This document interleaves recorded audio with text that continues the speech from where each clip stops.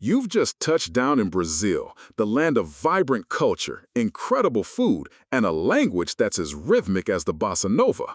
But then, almost immediately, you hear words that sound familiar, or maybe utterly foreign, thrown into everyday conversation, and your meticulously studied phrasebook suddenly feels like a prop from another dimension. There is Brazilian Portuguese slang that trips up almost every tourist, turning simple conversations into baffling puzzles. And we're going to untangle the most common ones right now so you can navigate conversations like a local, not just a visitor clutching a dictionary. Forget what you think you know, because some of these words have completely shed their original meanings. Let's start with a classic false friend, legal. You'll hear it pronounced legal with the stress on the last syllable, and it rolls off the tongue in almost every interaction. Now, if you look up legal in a standard dictionary, it means legal, as in lawful or pertaining to the law. Imagine you're at a street market trying a new fruit, and you exclaim, "Que legal," thinking you're saying, "How lawful." No, you've just said, "How cool," or "awesome." It's one of the most common ways to express approval or enthusiasm.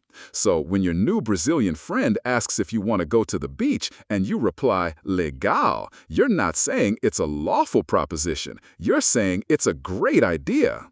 What about addressing people? You've probably learned señor and señora, or maybe você. But what about a word that means face being used as a casual address? I'm talking about cara, pronounced cara. Literally, it means face or sometimes expensive.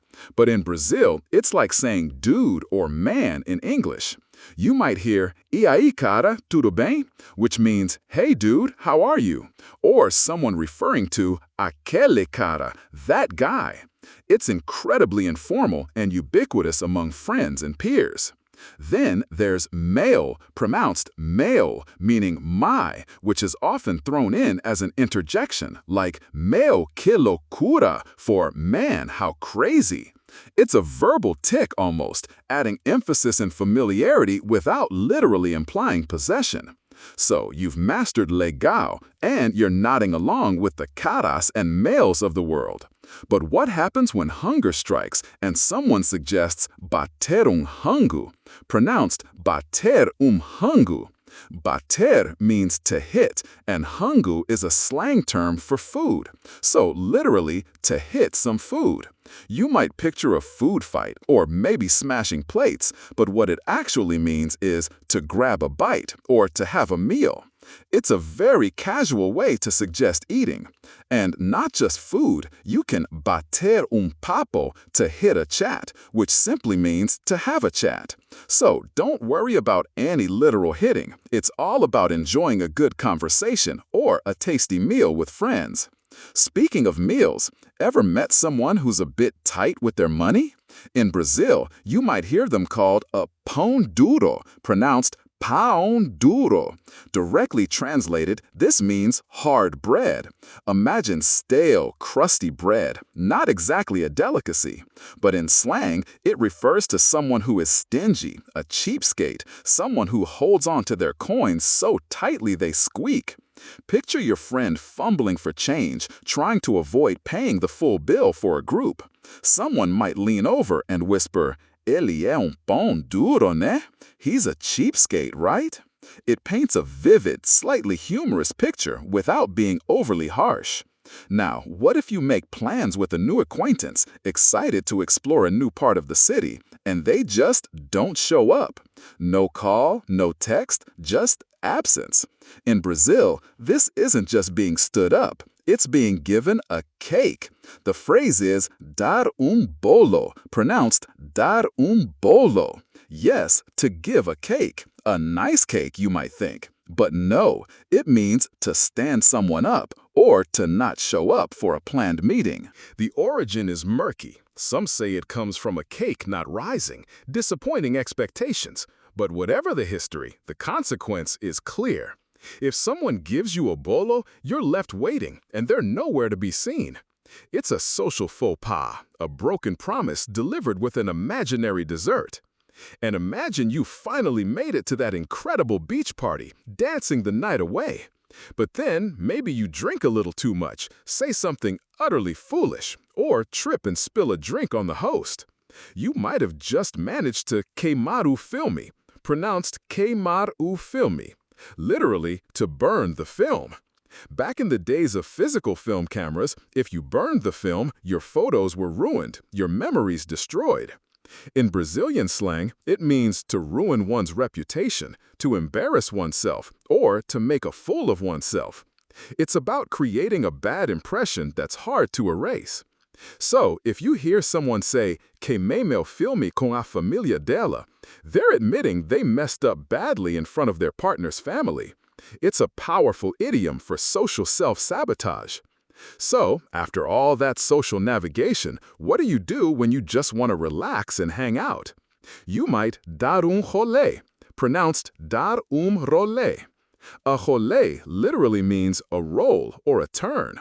But in colloquial Brazilian Portuguese, it's a casual outing, a stroll, a quick trip, or simply hanging out. You might ask a friend, vamos dar rolê no shopping, meaning, shall we go hang out at the mall? Or, vou dar rolê pela orla, I'm going for a stroll along the boardwalk. It implies a relaxed, unhurried, informal activity, often just for the sake of spending time or seeing what's happening. It's the perfect antidote to too much formal planning. Now, this next one is perhaps the biggest source of confusion and potentially awkward situations for tourists in Brazil. The verb ficar, pronounced ficar. You probably learned it means to stay, to remain, or to be located, which is true. But in a social context, especially among younger people, it has a completely different and far more intimate meaning: to hook up, to make out, or to casually date someone without any serious commitment. Imagine saying, eu fiquei com ele na festa, to your new Brazilian friend, thinking you're saying, I stayed with him at the party, implying you simply remained in his company. But what you've actually said, to their amusement or surprise, is, I hooked up with him at the party. The context is everything here, and misunderstandings can lead to some truly memorable, if blush-inducing moments. Always clarify if you're just staying somewhere. After mastering the art of the casual hookup, you might encounter some playful teasing. In Brazil, this is often described as tirar uma onda, pronounced tirar uma onda, literally to take a wave. You might imagine a surfer catching a perfect barrel. But when applied to social interactions, it means to make fun of, to tease, or to mess with someone in a light-hearted way. It can also mean to have a good time, or to show off. So, if your friends are laughing and saying, estamos tirando uma onda com você, they're not dragging you into the ocean, they're just playfully teasing you. It's usually done in good spirits, a sign of familiarity, but understanding the nuance is key to not taking offense. And if you want to say something is cool or awesome beyond just legal, you have options. Two very common ones are da hora and maneiro. Da hora, pronounced da hora, literally means of the hour, but it's a versatile way to say cool, awesome, or hip. If someone says, sua camisa é da hora, they mean your shirt is awesome. Then there's maneiro, pronounced maneiro. This word means cool, nice, awesome, or chill. It's broadly used and very positive. Que festa maneira! What a cool party! These aren't confusing in the same way as ficar or dar bolo, but they add a layer of authentic expression to your vocabulary, making you sound less like a textbook and more like a local. Finally, we can't talk about a tourist's experience with Brazilian slang without mentioning gringo or gringa, pronounced gringo and gringa. This is the term Brazilians use for foreigners, particularly those from North America, Europe, or other non-Latin countries. While some foreigners perceive it as derogatory, it's generally not used with malice. It's more of a descriptive, informal label.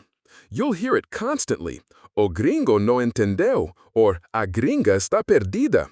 It simply means the foreigner didn't understand, or the foreign woman is lost. The tone and context are what matter.